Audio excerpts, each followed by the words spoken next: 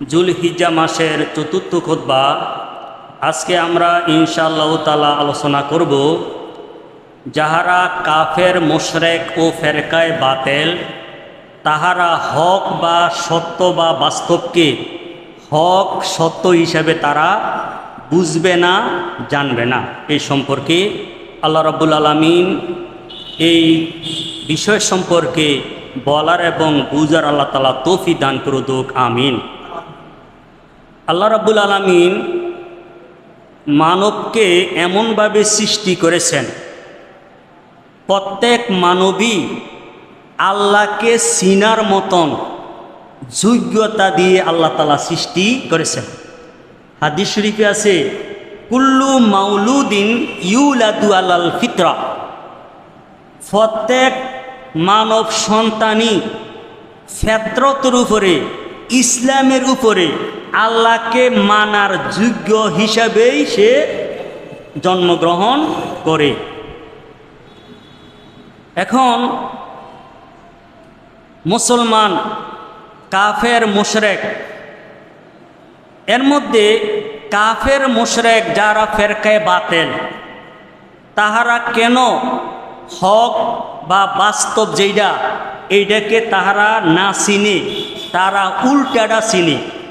আর যাহারা সত্যিকারের মুসলমান, আহলে সুন্নাত ওয়াল জামাতের দলভুক্ত, তাহারা সত্যটাকে সত্য হিসাবে, মিথ্যা যেটা আছে এটাকে মিথ্যা হিসাবে জানে। হ্যাঁ, এই সম্পর্কে আমরা আলোচনা করব। বিষয়টা আসলে কঠিন, এই জন্য আমরা প্রথমেই কিছু উদাহরণ দিয়ে বিষয়টাকে বুঝব। দুনিয়ার যন্ত্রপাতি এটাকে সঠিকভাবেই বানাইছে, কিন্তু দেখা গেছে কোনো পার্টস যদি নষ্ট হয়ে যায় তাহলে দেখা গেছে পুরা এই যন্ত্রটায় বিকল হয়ে যায়। যেমন আমাদের এই গাউসুল আজম সুন্নি জামে মসজিদের মধ্যে লাইটিংয়ের ব্যবস্থা রয়েছে, কারেন্টের ব্যবস্থা আছে, সুইচ থেকে শুরু করে মিটার, তার, বাল্ব সব কিছু আছে। যদি কাটআউটের মধ্যে যে তার আছে সংযোগ দেওয়ার, এইটা যদি নষ্ট হয়ে যায় দেখা গেছে যে পুরা এই বিদ্যুতের যেই প্রবাহ এটা কি হয়ে যাবে, বন্ধ হয়ে যাবে। বন্ধ হয়ে এইটার কার্যক্রম একবারে শেষ হয়ে যাবে। তাহলে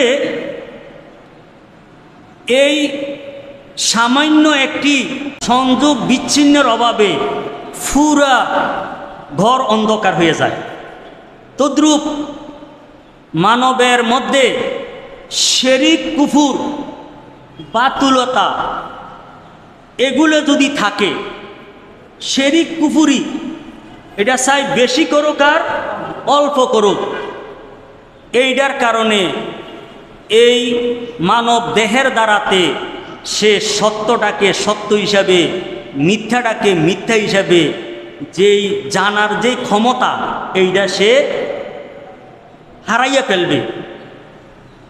যেমন আমরা জানি একটি মানব দেহে চক্ষু, কান, জিহ্বা, ত্বক নামক 5টি জ্ঞানেন্দ্রিয় রয়েছে। এগুলোর দ্বারাতে মানুষ জ্ঞান অর্জন করে। চক্ষু দ্বারাতে দেখার কাজ করে, এটা কোন লোক, এটা কেমন, সুন্দর না কালো, এটা কিসের দ্বারাতে? চক্ষুর দ্বারাতে। কানের দ্বারাতেও জ্ঞান অর্জন করে। রাত্রির গভীরে যদি 1 মার 10 ছেলে আছে, কোনো এক সন্তান যদি মা কইয়া ডাক দেয়, তাহলে যদিও সে তার নাম বলে নাই, মা কইয়া ডাক দিলে কয় নম্বর ছেলে ডাক দিছে এটা তার জ্ঞান হয়নি, জ্ঞান হইয়া যায়। জিহ্বা এইটা দ্বারাতে স্বাদ অনুভব করা হয়। ত্বক এটা দ্বারাতে কি শুষ্কতা, আর্দ্রতা অনুভব করা হয়। এই 5টা ইন্দ্রিয় আল্লাহ রাব্বুল আলামিন মানব দেহে হ্যাঁ, সঠিকভাবে ওই বস্তুকে নির্ণয় করার জন্য, জ্ঞান অর্জন করার জন্য আল্লাহ রাব্বুল আলামিন এই নিয়ামতগুলা মানব দেহের মধ্যে দিয়েছেন। এ সকল দেহযন্ত্র বা শক্তি দ্বারা বাহ্যিক বিষয় সম্বন্ধে জ্ঞান ও বিভিন্ন কাজ সম্পাদনের শক্তি জন্মে। এই 5 ইন্দ্রিয় তাদের নিজ নিজ কাজ সম্পাদন করতে আকলের উপর নির্ভরশীল। এই যে 5টা ইন্দ্রিয় রয়েছে, ইন্দ্রিয়গুলোকে সঠিকভাবে পরিচালনার জন্য, এগুলার দ্বারাতে উপকৃত হওয়ার জন্য আকলের উপরে নির্ভরশীল। আকল যদি না থাকে, যেমন একটা ছোট বাচ্চা, তার এই 5টা ইন্দ্রিয় আছে, ইন্দ্রিয় থাকার পরে কি এগুলোকে সে ব্যবহার কইরা জ্ঞান অর্জন করতে পারবে? কেন পারবে না? পারবে না, এই জন্য তার কি নাই? আকল নাই। এবং একটা পাগল, তার পঞ্চ ইন্দ্রিয় সব ঠিক আছে, কিন্তু তার কি নাই? আকল নাই। পাগল কারে কয়? পাগল বলা হয় জুনুন, অর্থাৎ তার জ্ঞানটা, আকলটা ঢেকে ফেলা হয়েছে, এইটা সঠিকের মধ্যে নাই। তাহলে দেখে গেছে এই আকলেও, এই পাগলের মধ্যে ইন্দ্রিয় আছে, কিন্তু আকল না থাকার কারণে এই তার পঞ্চ ইন্দ্রিয়ের যে কার্য দ্বারাতে সে সঠিকভাবে উপকৃত হইতে পারে না। এই জন্য হাদিস শরীফে রয়েছে, আউয়ালুমা খালাকাল্লাহুল আকল, আল্লাহ রাব্বুল আলামিন প্রথমে আকলকে সৃষ্টি করেছেন। মানুষকে সৃষ্টি করার আগে কাকে সৃষ্টি করছেন? আকলকে। কারণ মানুষ আল্লাহ রাব্বুল আলামিনের আশরাফুল মাখলুকাত, এইটা সঠিকভাবে পরিচালিত হওয়ার জন্য আকল দরকার আছে। কি দরকার আছে? আকল। এই জন্য আলী রাদিয়াল্লাহু তাআলা আনহু এই আকলের দ্বারা ব্যাপারে একটা কবিতা রচনা করছেন। তিনি বলছেন, মানবের জন্য দুনিয়ার যত নেয়ামত আছে, সবচেয়ে বড় নেয়ামত হইল তার আকল। সবচেয়ে বড় নেয়ামত কি? একজন ব্যক্তির যদি কোটি কোটি টাকা আছে, অনেক সম্পদ আছে, কিন্তু আকল নাই, এগুলার কোনো দাম আছে? এগুলার কোনো দাম নাই, মূল্যহীন হয়ে যায়। এই জন্য আকল, এইটার খুবই গুরুত্ব রয়েছে। এমন গুরুত্ব যে মানব দেহে যে পঞ্চ ইন্দ্রিয় রয়েছে, এই পঞ্চ ইন্দ্রিয়ের নিয়ামত, এগুলোকে ভোগ করার জন্য আকলের উপরে নির্ভর। আকল না থাকলে এটা কি না সম্ভব নহে। আকল কি? আকলের পরিচয় দিতে যাইয়া শায়েখ আহমদ ইবনে আবু সাইদ মোল্লা জীবন রহমতুল্লাহ নুরুল আনোয়ার কিতাবের 182 পৃষ্ঠার মধ্যে বলছেন, ফাল আকলু হুয়া নুরুন ফি বাদানিল আদামিয়ে, আকল হইল মানবের শরীরের মধ্যে একটা নূর বা আলো। ইউদিউ বিহি তরিকুন, এর দ্বারাতে এমন রাস্তা এই উদ্ভাসিত হয়, ইয়াবতাদিউ বিন হাইসু ইয়ান্তা ইলাইহি দারাকুল হাওয়াস, যে পঞ্চ ইন্দ্রিয় যেখানে শেষ, আকলের সেখানে শুরু। আয় নুরুন ইউদিউ বেসবাবে জালিকা তরিকে মিন মাকানিন ইয়ান্তাহি ইলা জালিকাল মাকানে দারাকুল হাওয়াসে। এই অর্থাৎ পঞ্চ ইন্দ্রিয় রয়েছে, পঞ্চ ইন্দ্রিয়ের যে ক্ষমতা, এইটা যেখানে যেই জায়গার মধ্যে শেষ হয়ে যায়, আকলের সেখানে শুরু হয়। মাসালান, উদাহরণস্বরূপ, লাউ নাজারা আহাদুন ইলা বেনাইন ও রফিন এনতাহা দারাকুল বাসারে ইলাল বেনাই। যেমন কোনো একজন লোক ব্যক্তি যদি উঁচু একটা অট্টালিকার দিকে তাকায়, তাহলে তার দৃষ্টিশক্তি একটা বড় অট্টালিকা, এইটার মধ্যে শেষ। চোখে কি দেখে? বড় একটা অট্টালিকা দেখে। সুম্মা ইয়াবতাদিউ মিনহু তরিকুন ইলা আন্নাহু লা বুদ্দা লাহু মিন সাইন জি ইলমিন ওয়া হিকমা। এই পঞ্চ ইন্দ্রিয়ের মধ্যে চক্ষুর যেই দৃষ্টিশক্তি এটা শেষ হইয়া এই আকলে এমন একটা রাস্তার দিকে নিতেছে যে এই আকলে বুঝাইতেছে অবশ্যই উঁচু যে একটা অট্টালিকা হয়েছে এইটার জন্য অবশ্যই জ্ঞানী প্রজ্ঞাময় একজন কারিগর রয়েছে। এইটার জন্য যে একটা কারিগর রয়েছে এটা কে বুঝায়? আকলে বুঝায়। কিসে বুঝায়? তাহলে ইন্দ্রিয়ের কাজ যেখানে শেষ আকলের কাজ সেখানে শুরু। মুবদাউল উকুলে হুয়া মুনতাল হাওয়াসে, যে ইন্দ্রিয়ের শেষ আকলের শুরু। আকলের কি শুরু? যেমন উদাহরণস্বরূপ একজন ব্যক্তি দূরে দেখতেছে ধোঁয়া উঠতেছে, তাহলে চোখে কি দেখলো? ধোঁয়া। কিন্তু আকলে কইতেছে আরে আগুন লাগছে। আগুন কি দেখা যায়নি, দেখছে কি? ধোঁয়া। তাইলে ইন্দ্রিয়ের কাজ যেখানে শেষ আকলে কি করতেছে? আরেকটা জিনিসকে শুরু করতেছে। তাহলে এই মূল্যবান আকলকে নিয়ন্ত্রণ করতে মানব দেহের বাম স্তনের 2 আঙ্গুল নিচে এই লতিফায় কলব রয়েছে। লতিফা আমরা যারা তরিকতওয়ালা 6 লতিফা 10 লতিফা সম্পর্কে আমরা বলি। আচ্ছা যাও, এগুলা সম্পর্কে বিস্তারিত বলতে হইব। লতিফা শব্দের অর্থ হলো সূক্ষ্ম। লতিফা তো কি? সূক্ষ্ম। এগুলাকে ধরা যায় না, ছোঁয়া যায় না। এতই যে সূক্ষ্ম যে এগুলা এক মুহূর্তে বিশ্বের শেষ প্রান্তে পর্যন্ত যাইতে পারে। যেটা কি অসাধ্য এইটাও সাধন করে ফেলতে পারে। এই লতিফার দ্বারা একজন ব্যক্তির লৌহে মাহফুজের মধ্যে তার কি লেখা আছে তকদিরে এইটা তো দেখতে পারে। এগুলোর কি বলা হয়? লতিফা। তাই মানব দেহের এই বাম স্তনের 2 আঙ্গুল নিচে কি রয়েছে? একটা কলব রয়েছে। এটার কি বলা হয়? লতিফায়ে কলব।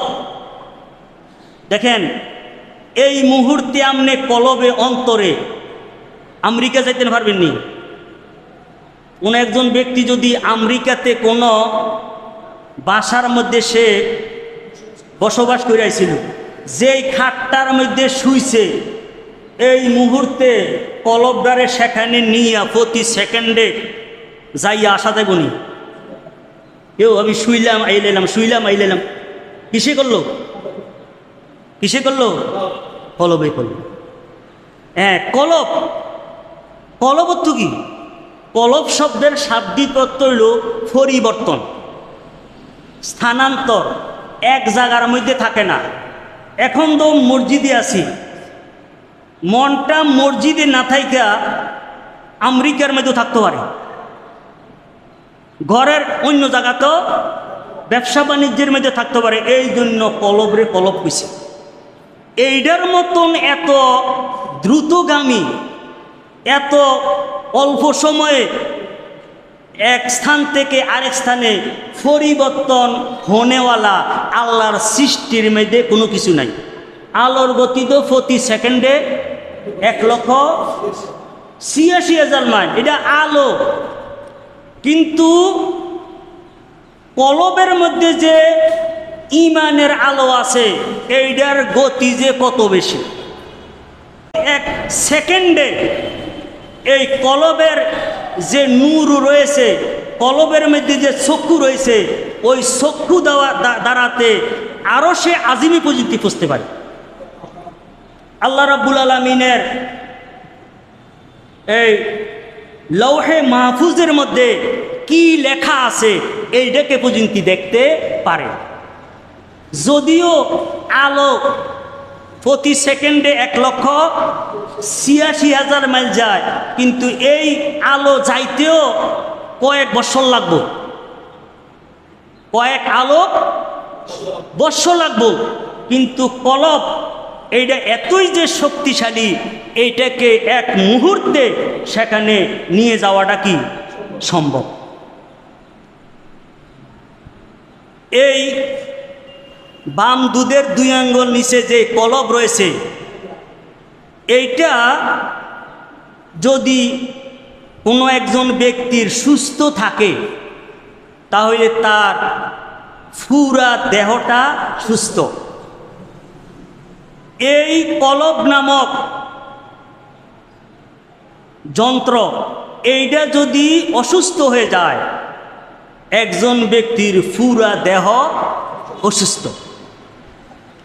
কলব হলো মানব দেহের রাজা।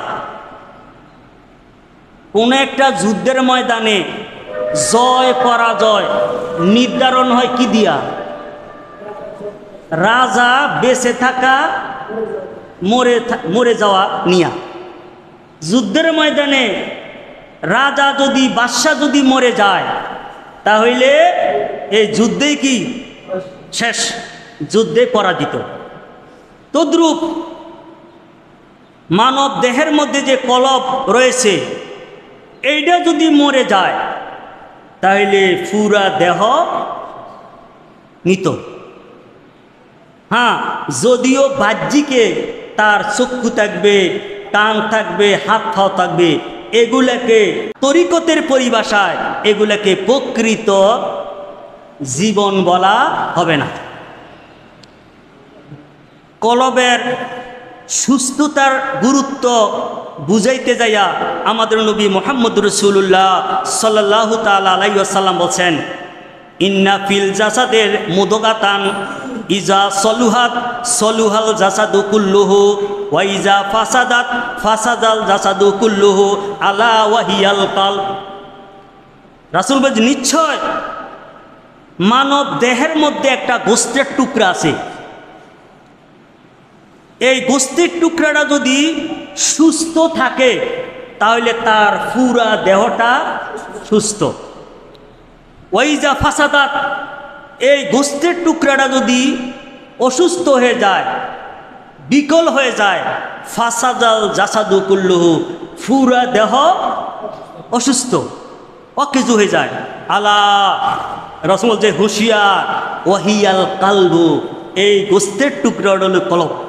দেখুনডা কলব।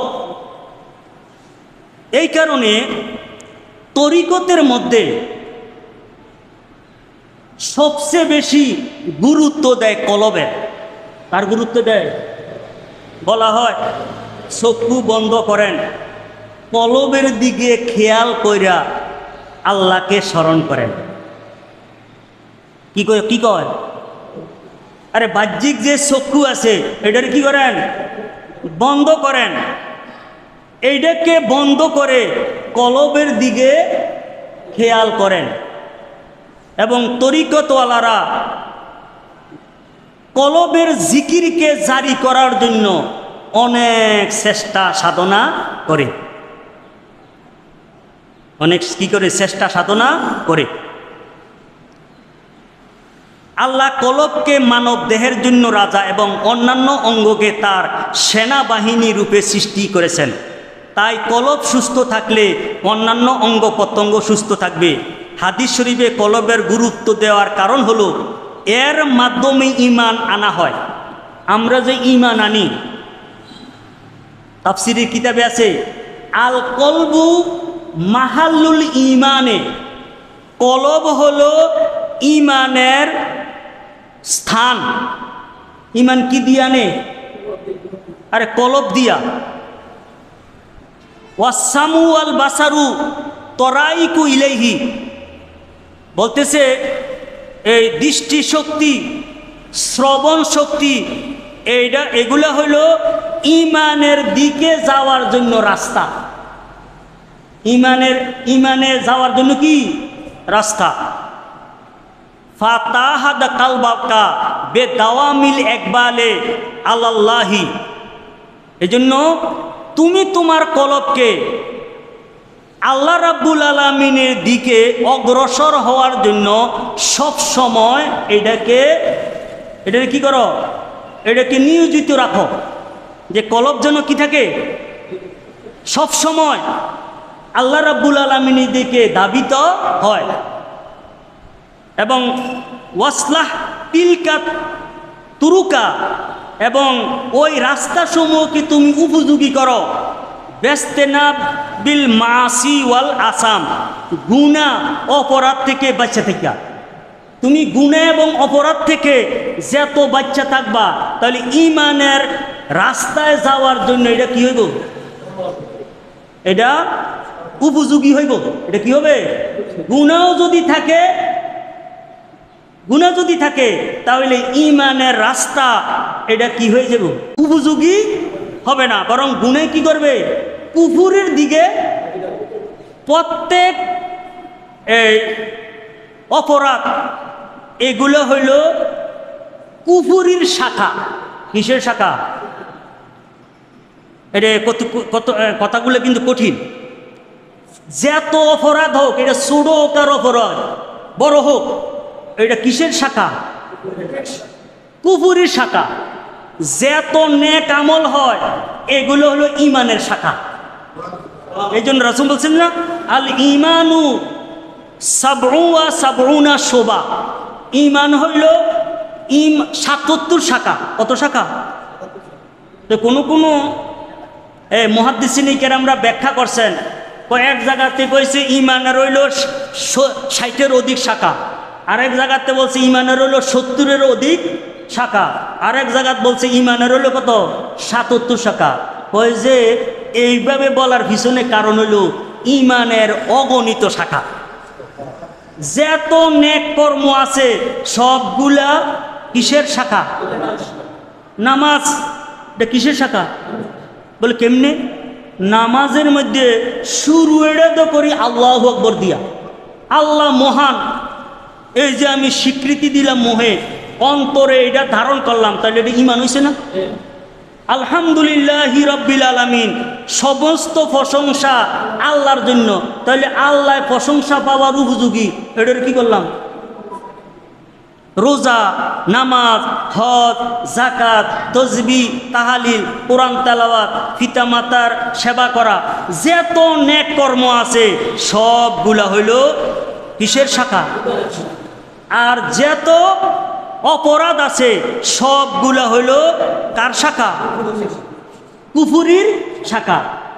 নেক কাজে ঈমানকে শক্তিশালী করে, আর বদ কাজে গুনায় তাকে কুফুরিকে শক্তিশালী করে। এই জন্য দেখা গেছে যে এই গুনাহ করতে করতে একজন মুসলমান পর্যন্ত সর্বশেষে কাফের হয়ে যায়। নাউযুবিল্লাহ মিন যালিক। এরপরে বলছে লিতানফা হাক্কান বেহাদিল কারিমিল মান্নান, যে যেন তুমি যে আল্লাহ রাব্বুল আলামিনের বাস্তবিক হেদায়েতের দ্বারাতে যেন তুমি উপকৃত হইতে পারো। হ্যাঁ, এই কলবের দ্বারাতে একজন ব্যক্তি কি করে ঈমান আনে। আরে এই যে এই কলবের গুরুত্ব কি, এর মাধ্যমে ঈমান আনা হয়, নিয়ত করা হয়। এই নিয়ত কি? নিয়ত বলা হয় এরাদাতুল কলবে, অন্তরের বাসনা। একটা ভালো কাজের নিয়ত করলাম। দেখেন উম্মতে মুহাম্মদের জন্য ভালো কাজের নিয়ত যে কত গুরুত্ব। নিয়াতুল মুমিনে খায়রুম মিন আমালিহি, মুমিন ব্যক্তির ভালো কাজের নিয়ত তার আমল থেকে অধিক উত্তম। এবং হাদিস শরীফে আছে উম্মতে মুহাম্মদি যদি কোনো একটা ভালো কাজ করার নিয়ত করে, আল্লাহ রাব্বুল আলামিন ফেরেশতাদেরকে বলে দিয়েছেন, এই এটারে নেকে লিখে লও। নিয়ত করছে কি? নেক কাজের, এটারে কি করে লাও? নেক হিসেবে এখনো করে নাই, নেক হিসেবে লিখে লাও। যদি করে তাহলে কমপক্ষে 1-10 আরো 70, আরো কত 700। এরপরে বলছে আল্লাহু ইউদাইফু লিমান ইয়াশা, আল্লাহ যাকে চায় আরো বাড়িয়ে দেয়, আনলিমিটেড। এই জন্য কলবের গুরুত্ব কেমন, যে কাম না করিও বালা কাজের নিয়ত করলে সব হইয়া লাগে। সৎ আমলের বাসনা করা। অপরদিকে কলবের মাধ্যমে মেয়ে ব্যক্তি কুফুরি করে, নাউজুবিল্লাহ জানি। কুফুরি কি দিয়ে করে? কলব দিয়া। একজন ব্যক্তি উপরে নামাজ পড়ে, রোজা রাখে, হজ করে, যেমন মুনাফেক। মুনাফেকরা কাফের না, বরং তাহারা মুনাফেকরা যাহারা বাহ্যিকে কুফুরি প্রকাশ করে, অন্তরেও কুফুরি, ওইটার থেকে যাহারা বাহ্যিকে ঈমান প্রকাশ করে, ইসলাম প্রকাশ করে, আর অন্তরে কুফুরি লালন করে, এটারে তো মুনাফেক কয়। আল্লাহ তাআলা বলছেন যে তার পরিণাম ওই কাফের থেকে আরো নিকৃষ্ট তার পরিণাম হবে। হ্যাঁ, ইন্নাল মুনাফিকিনা ফিদ্দারকিল আসফালি মিনান নার। আল্লাহ বলছে নিশ্চয় মুনাফেক জাহান্নামের একেবারে তলে। এরপরে আর খারাপের মধ্যে আর কোনো খারাপের মধ্যে ফার্স্ট ক্লাস, নাউজুবিল্লাহ মিন জালিক। তাহলে এই যে কুফুরিও করে কি দিয়া, তাহলে কলবের কত গুরুত্ব। যে যেই এই একটাই যন্ত্র করা একটা, এইটা দিয়ে একজন ব্যক্তি এই মুহূর্তে ঈমান, এই মুহূর্তে কাফের। অসৎ চিন্তা ভাবনা এবং খারাপ কর্মের কামনা বাসনা কিসের দ্বারাতে বলা হয়? কলব দিয়া। এই জন্য আমার জানা মতে যে কলবের ব্যাপারে আল্লাহ রাব্বুল আলামিন এমন আমাদের নবী মুহাম্মদ রাসূলুল্লাহ সাল্লাল্লাহু তাআলা আলাইহি ওয়াসাল্লাম যত গুরুত্ব দিয়েছেন, মানব দেহের অন্যান্য অঙ্গ প্রত্যঙ্গের ব্যাপারে, সবগুলোর ব্যাপারে একত্রেও সবগুলোর ব্যাপারে এত কোনো গুরুত্ব দেন নাই। কারণ এইটা হইল কি মেইন, এটা হইল রাজা। রাজারা যদি ঠিক থাকে, আরে গাছের গোড়া যদি ঠিক থাকে, ডালা ফালা কিছু যদি বাইন্দেও যায়, নাও থাকে, তবু গাছ কি থাকে? জীবিত থাকে। আর মূল যদি শেষ হয়ে যায়, আপনা আপনি শাখা শেষ হয়ে যায়। এবং মোল্লা জিয়ুন রহমতুল্লাহ এই কলবের ব্যাপারে বলছেন, ইন্নাল কলবা মুদ্রিকুন, নিশ্চয় কলব হইল অনুধাবনকারী, উপলব্ধিকারী। কলবে কি করে? উপলব্ধি করে। ওয়াল আকলু আলাতুল্লাহু, আর আকলটা হইল এই অনুভূতির জন্য যন্ত্র, মাধ্যম। আকলটা হইল কি? অনুভূতির জন্য যন্ত্র বা মাধ্যম। আলা তরিকে আহলিল ইসলাম, মুসলমানদের নিয়ম অনুসারে। ফালিল কলবে আইনুন বাতিনুন, অতঃপর কলবের রয়েছে গোপন চক্ষু। সুবহানাল্লাহ। এই যে গাউসে পাক আব্দুল কাদের জিলানী রহমতুল্লাহর নিকটে এক ব্যক্তি এসে বললেন যে হুজুর, আমার সন্তান হয় না, আমার এক সন্তানের জন্য আপনি দোয়া করেন। তে গাউসে পাক মোরাকাবা মুশাহাদা করে বললেন যে তোমার তকদিরের মধ্যে সন্তান নাই। তো তকদিরের মধ্যে সন্তান নাই, এটা দেখলেন কেন? আরে তকদিরের মধ্যে সন্তান নাই, এটা কি কারো ফিডের মধ্যে, দেহের মধ্যে লেখা আছে? এটা কোনো লৌহে মাহফুজে দেখা আছে? কোনো লেখা কোনো? আর লেখা কোথায়? লৌহে মাহফুজে। হ্যাঁ, গাউসে পাক আব্দুল কাদের জিলানী ওই কলবের মধ্যে যে চক্ষু আছে, ওই চক্ষু দ্বারাতে লৌহে মাহফুজের এই ব্যক্তির বায়োডাটার মধ্যে যে সন্তান নাই, এইটা তিনি দেখে বলছেন।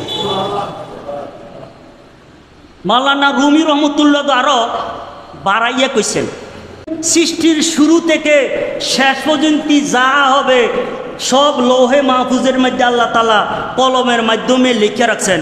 আল্লাহ ভুললে যাইবেন এর লেগা। কেউ আল্লাহ কি গুল্লে যাইব এনাকে লিখে রাখছে, আমরা না গুল্লে যাই আল্লাহ গিয়া লিখে রাখি।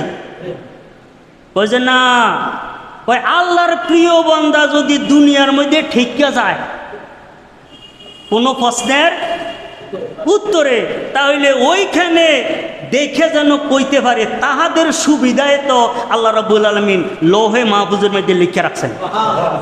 তো সেখানে বাহ্যিক যে চক্ষু এটা কদ্দূর যায়, 1.5 মাইল 2 মাইল 1.5 মাইল।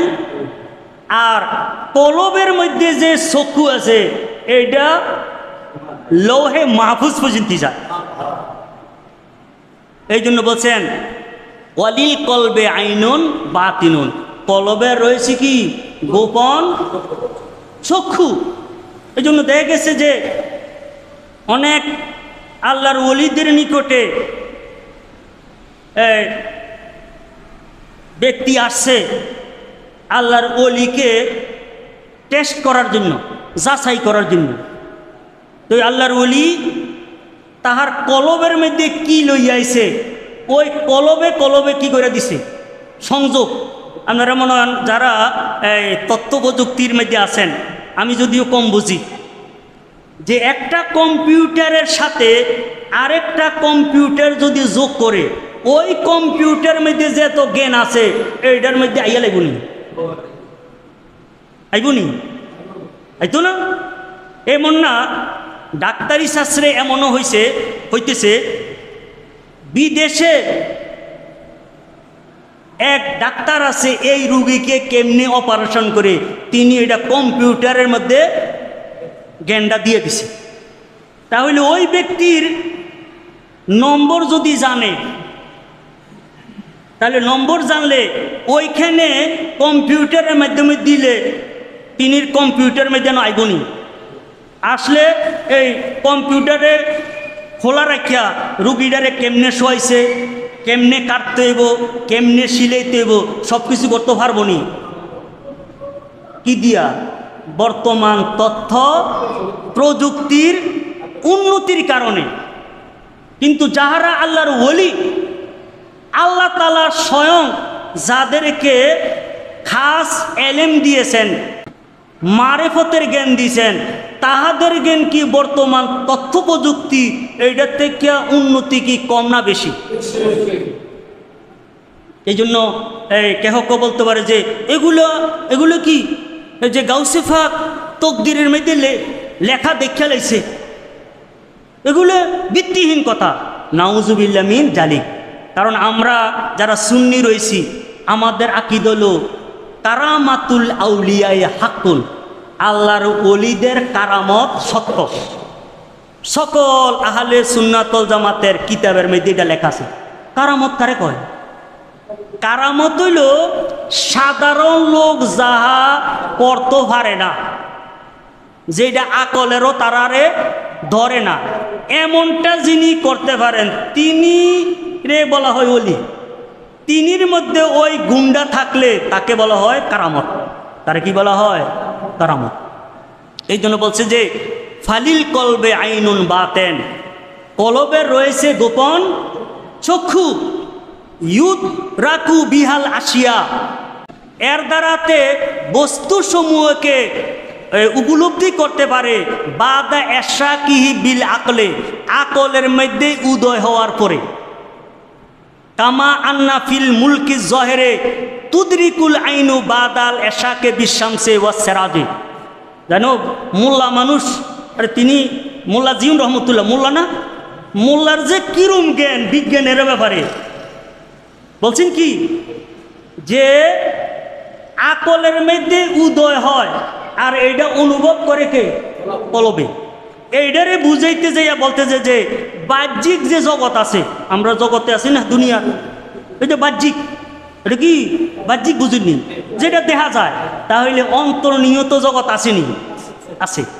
কয় বাহ্যিক জগতের মধ্যে চক্ষুয়ে দেহে, আমরা চক্ষু দেখি না, রাত্রের অন্ধকারে দেখিনি, কারণ কি?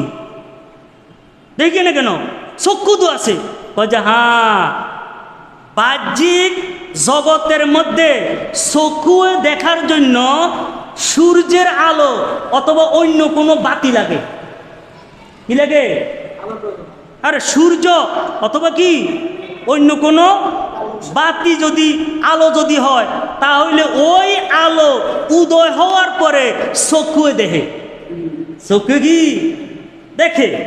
আপনারা কত বুঝিনি এটা না, শুধু এই বিজ্ঞানের এগুলা কথা কি, আমরা যে দেখি প্রথমে আলো দ্বারাতে বস্তুটার মধ্যে একটা ফোকাস করে ওইটার প্রতিবিম্বটা আমাদের চক্ষুর মধ্যে আসে। দেখ এগুলা আমিও কদ্দুর বুঝি আর আপনারা কদ্দুর বুঝি, আমার দরকার নেই এতটুকু। তাহলে এই জন্য সঠিক বস্তুকে বুঝার জন্য শুধু আকলেই যথেষ্ট না। আকলে কি না? আকলকে নিয়ন্ত্রণ করবে কলবে। কে করবে? কলব। কলব যদি সঠিক না থাকে, একজন ব্যক্তি যেতই আকলমান হোক, যেতই বুদ্ধিমান হোক, সে সঠিকের মধ্যে থাকতে পারবে না। তো আকলকে নিয়ন্ত্রণ কে করে? আমি প্রথমে বলছি, এগুলো কিন্তু কঠিন কথা, যে মানুষের পঞ্চ ইন্দ্রিয়কে নিয়ন্ত্রণ করে আকলে। কে করে? আবার আকলকে নিয়ন্ত্রণ করে কলবে। আমরা আস্তে আস্তে আসতেছি। আল্লামা ইসমাইল হাক্কি রহমতুল্লাহ তাফসিরে রুহুল বয়ান 10 খণ্ড। কত খণ্ড?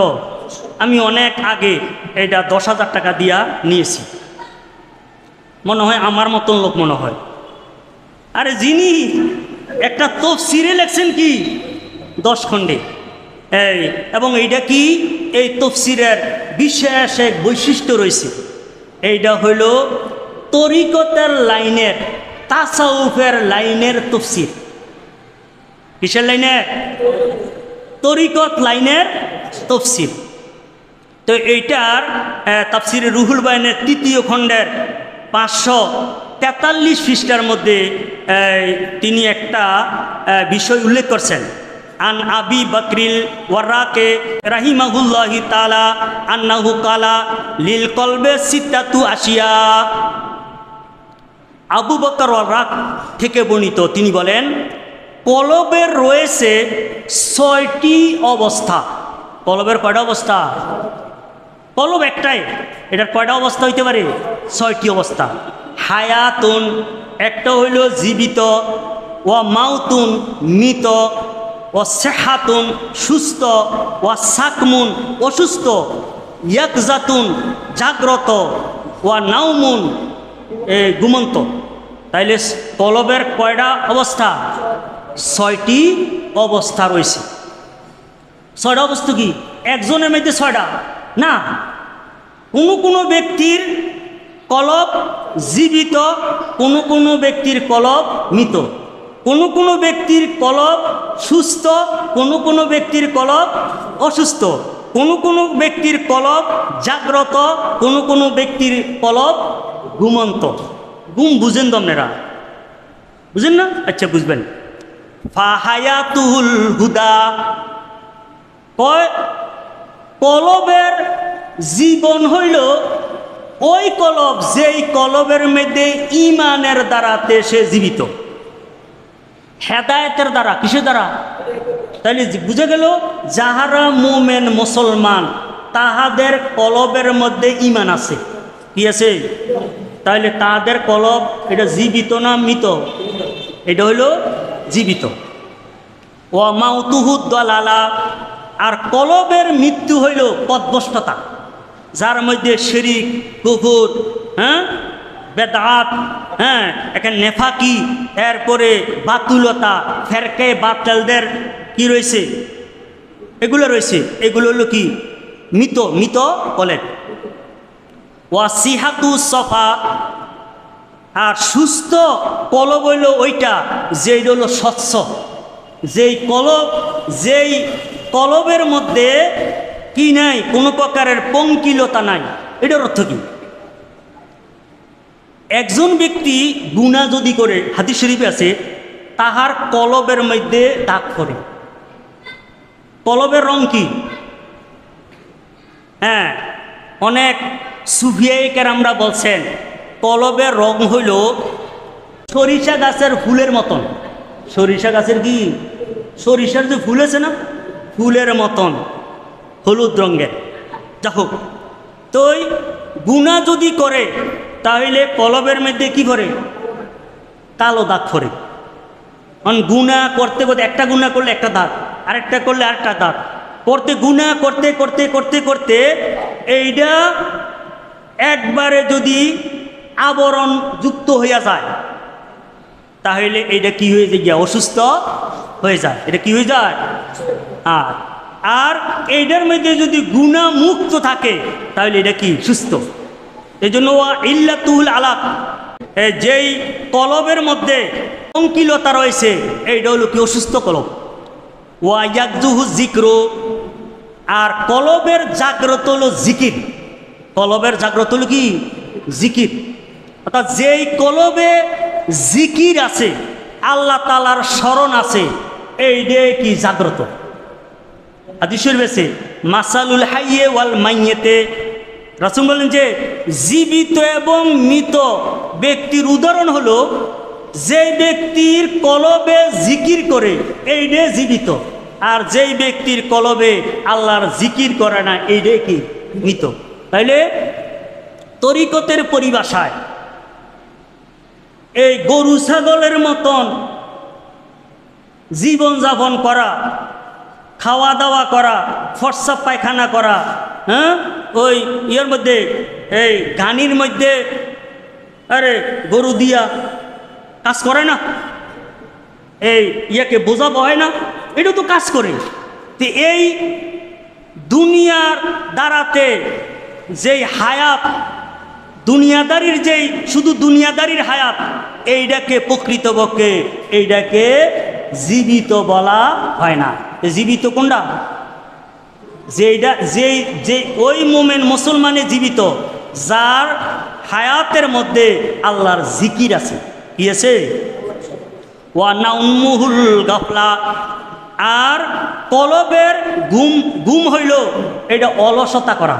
কি করা, অলসতা করা। এই জন্য কোরআনে কারিমে অনেক জায়গাতে আছে, এই তোমরা কি হইও না, অলস হইও না, তোমরা কি হইও না, অলস হইও না। দেখেন নামাজের মধ্যে যেন আমরা এক মুহূর্ত অলস না হই, এই জন্য নিয়ত বান্দার পরেই কি আছে, সুবহানাকা আছে, এরপরে কি আছে, আউযুবিল্লাহ আছে, এরপরে বিসমিল্লাহ আছে, সূরা ফাতিহা আছে, সূরা আছে, রুকুতে যাইয়া তাসবিহ আছে, উঠছে কি আছে, তাসবিহ আছে, সেজদা যাইয়া তাসবিহ আছে, বৈশা কি আছে, আত্তাহিয়াত আছে।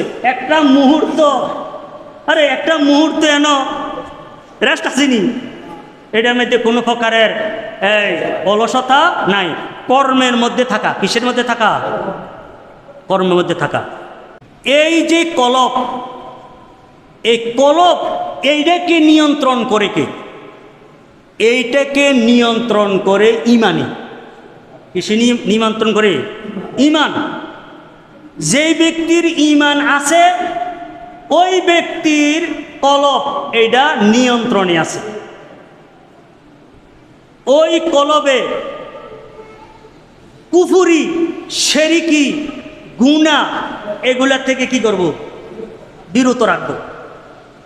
আর যেই ব্যক্তির কলবের মধ্যে ইমান নাই, ইমান না থাকলে কি থাকবো, কুফুরি, শিরকি, এইটা কি করবে, নিয়ন্ত্রণহীন।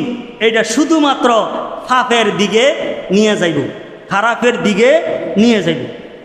সে যদি পাপী হয়, মনে করেন একজনের মার্ডার করছে, আরে আমি একজনের না মার্ডার করছি, আমার যে ওস্তাদ এতে তো 10 জনের করছে। আর সেঞ্চুরি করার জন্য কি থাকবো, আরে খারাপ বেশি করার জন্য ইচ্ছা থাকবে। তাহলে তার কলব কি নাই, নিয়ন্ত্রণ নাই। এই ব্যাপারে আমাদের নবী মুহাম্মদ রাসূলুল্লাহ সাল্লাল্লাহু তাআলা আলাইহি সাল্লাম বলেন, আন আব্দুল ইবনে আমরিন কল কল রাসূল সাল্লাম, ইন্না কুলুবা বনি আদামা কুল্লাহা বাইনা ইসবাইনি মিন আসাবি রহমান কা কলবিন ওয়াহিদিন ইউসারিফু কাইফা ইয়াশা।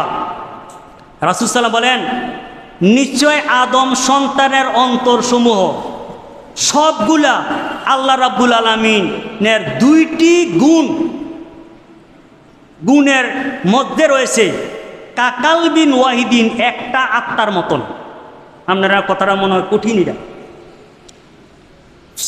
পৃথিবীর মধ্যে বর্তমানে এই সময় 800 কোটি কি রয়েছে মানুষ এসে, তো 800 কোটি মানুষ 800 কোটির জায়গার মধ্যে না। তো রাসূল বলেন যে আল্লাহ রাব্বুল আলামিন এমন কাদের ক্ষমতাধর, প্রত্যেক যত আল্লাহর আদম সন্তান রয়েছে, সব আদম সন্তানের আত্মাসমূহ আল্লাহ রাব্বুল আলামিন নিকটে একটা কলবের মতন। একটা কি? অর্থাৎ এত কোটি কোটি মানুষের কলবকে নিয়ন্ত্রণ করা, এটার মধ্যে ঈমানের মধ্যে রাখা, এইটাকে কুফুরের মধ্যে নিয়ে যাওয়া, এইটা আল্লাহ রাব্বুল আলামিনের জন্য একেবারেই সহজ। একেবারেই কি সহজ। এটা কিরম সহজ? কা কলবিন ওয়াহিদিন, একটা কি কলবের মতো। ইউসাররিফু কাইফা ইয়াশা, আল্লাহ রাব্বুল আলামিন যেভাবে ইচ্ছা এভাবে আদম সন্তানের কলবকে আল্লাহ তাআলা পরিবর্তন করেন। সুম্মা কালা রাসূল সাল্লাম, অতঃপর রাসূল সাল্লাম বললেন যে কলব যেন আল্লাহ রাব্বুল আলামিন হেদায়েতের মধ্যে থাকে, ঈমানের মধ্যে থাকে। আমাদের নবী মুহাম্মদ রাসূলুল্লাহ সাল্লাল্লাহু আলাইহি সাল্লাম এই দোয়া পাঠ করছেন। কি কাল লাগিয়া? আমাদের শিক্ষার জন্য, আমরাও যেন কলব যেন ঈমানের মধ্যে থাকে, বহাল থাকে, এইটার জন্য রাসূল সাল্লাম দোয়া করছেন, আল্লাহুম্মা মুসাররিফাল কুলুব সারিফ কুলুবান আলা তাআতিকা। হে আল্লাহ, আপনি হইলেন অন্তরসমূহের পরিবর্তনকারী, আপনি আমাদের অন্তরসমূহকে আপনার আনুগত্যে ফিরাইয়া দেন। আপনার কি অবাধ্যের মধ্যে আমাদের অন্তরসমূহকে না নিয়ে কোন দিকে নিয়ে যান? আনুগত্যের দিকে নিয়ে যান। এবং আরেকটা হাদিস শরীফে আছে, কানু ইয়ুকসিরু আইয়াকুলা, রাসূল সাল্লাম অধিক পরিমাণে এই দোয়াটা করতেন, ইয়া মুকাল্লিবাল কুলুব সাব্বিত কালবি আলা দীনিক। হে অন্তরের পরিবর্তনকারী, আপনি আমার অন্তরকে আপনার দ্বীনের মধ্যে বহাল রাখেন। কুলতু ইয়া নবী আল্লাহ, আমি বললাম, আনাস রাদিয়াল্লাহু বলেন যে আমি বললাম, হে আল্লাহর নবী, আমান্না বিকা ওয়া মা জিতা বিহি, আমরা ঈমান আনলাম আপনার প্রতি এবং আপনি যাহা এনেছেন এগুলোর প্রতি ঈমান আনলাম। ফাহাল তাকাফু আলাইনা, এরপরও কি আপনি আমাদের ব্যাপারে ভয় করেন? আমাদের ব্যাপারে ভয় করেন? পালা নাম, রাসূল বলেন যে হ্যাঁ ভয় করি। অর্থাৎ তোমরা ঈমান আনছো, আল্লাহ না করুক যে কোনো মুহূর্তে তোমরা ঈমান হারা হয়ে যাইতে পারো। ইন্নাল কুলুবা বাইনা আসবাইনি মিন আসাবি রাহমাতিল্লাহি ইউকাল্লিবুহা কাইফা ইয়াশা, যে অন্তরসমূহ আল্লাহ রাব্বুল আলামিনের কুদরতি দুইটি আঙ্গুল। গাউসে পাক বলছেন যে সিরাজের কয় আঙ্গুল উদ্দেশ্য না, আল্লাহ রাব্বুল আলামিনের দুইটি গুণ। দুইটি কি গুণ? তো এই আল্লাহ রাব্বুল আলামিন মেহেরবানি করে আদম সন্তানকে হেদায়েতের মধ্যে রাখতে পারেন, আর আল্লাহ তাআলা যদি কোনো বান্দার প্রতি সন্তুষ্টি না হন তাহাকে গোমরাহ করে ফেলতে পারেন। হ্যাঁ, এই জন্য রাসূলুল্লাহ সাল্লাল্লাহু আলাইহি সাল্লাম অন্তর যেন সঠিকের মধ্যে থাকে, অন্তরের মধ্যে যেন সবসময় ঈমানের মধ্যে বহাল থাকে, এই জন্য কি করেছেন? দোয়া করেছেন। তাইলে যে আমাদের পঞ্চ ইন্দ্রিয়কে নিয়ন্ত্রণ করে আকলে, আকলকে নিয়ন্ত্রণ করে কলবে, কলবকে নিয়ন্ত্রণ করে, কলবকে সঠিকের মধ্যে রাখে ঈমানে। কে রাখে? ঈমানে। আজকে এতটুকু পর্যন্ত। আবার ঈমান রে কে রাখে? এটি আরো আছে না? ঈমানরেও তো কে রাখে নিয়ন্ত্রণে? একটা আরেকটার উপরে কি নির্ভরশীল, একটা ছাড়া আরেকটা হবে না।